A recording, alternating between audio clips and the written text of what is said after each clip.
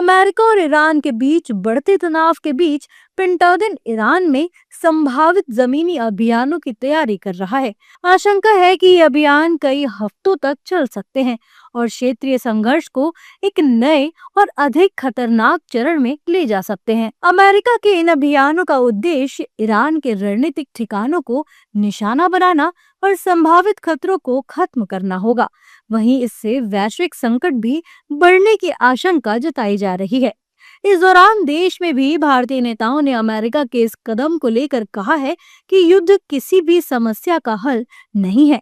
America, Israel और Iran को वार्ता करनी चाहिए। देखिए, भारत की पॉलिसी रही, हम दोनों पक्षों से डिस्केलेट करने की फिर से अपील करते हैं। युद्ध से किसी का भला नहीं होता। विश्व इकॉनमी में मंदी का आसार दिखने लगता है और उसके अतिरिक्त निर्दोष लोगों की जानें जाती हैं। तो हमारा आग्रह फिर से होगा अमेरिका और रूस, माफ़ कीजिएगा, अमेरिका, इजराइल और ईरान से कि वो वार्ता के टेबल पर आए, वार्ता करें, डिस्केलेट करें। युद्ध से किसी का फ़ायदा नहीं होगा।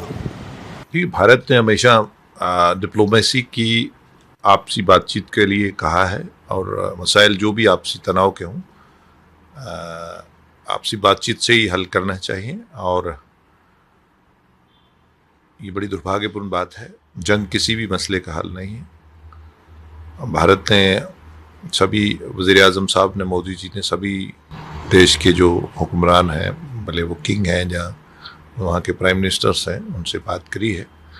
मैक्सिमम जो डी-एस्केलेशंस के लिए हो सकता है हमारा फॉरेन मंत्रालय और मोदी जी कर रहे हैं।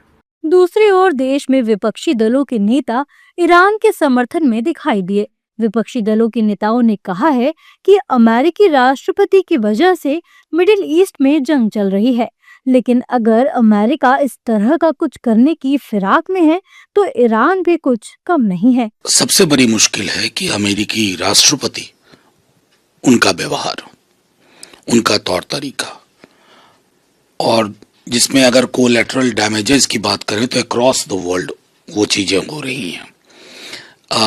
अगर वो ईरान में इस तरह की किसी भी चीज को करने की कोशिश करेंगे तो उनको थोड़ा ईरानी लोग, उनका इतिहास, उनकी संस्कृति को समझते हुए ही आगे बढ़ना होगा।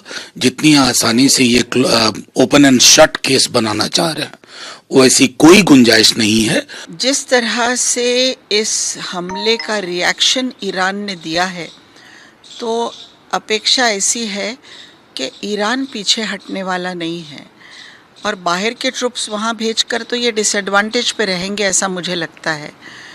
इस मैडनेस को ख़त्म होना चाहिए। अभी ईरान की धरती पर उनके सैनिक उतरे हैं कि नहीं उतरे हैं ये कंफर्म नहीं है, लेकिन ऐसा सुना जा रहा है कि मिडिल ईस्ट में उनके सोल्जर्स आ रहे हैं, इन्फेंट्री आ रही है, फुटहोल सोल्जर आ रहे हैं।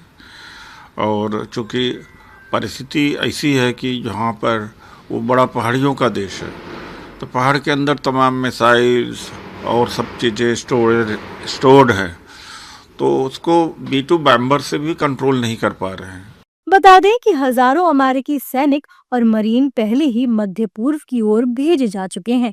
ये तैनाती इस संभावना को दर्शाती है कि यदि राष्ट्रपति ट्रंप सैन्य कार्रवाई को मंजूरी देते हैं तो स्थिति तेजी से गंभीर हो सकती है। हालांकि अभी तक ये स्पष्ट नहीं है कि ट्रंप प्रशासन पेंटागन की सभी योजनाओं को हरी झंडी देगा या ये अभियान केवल सीमित कार्रवाई तक ही रहेगा।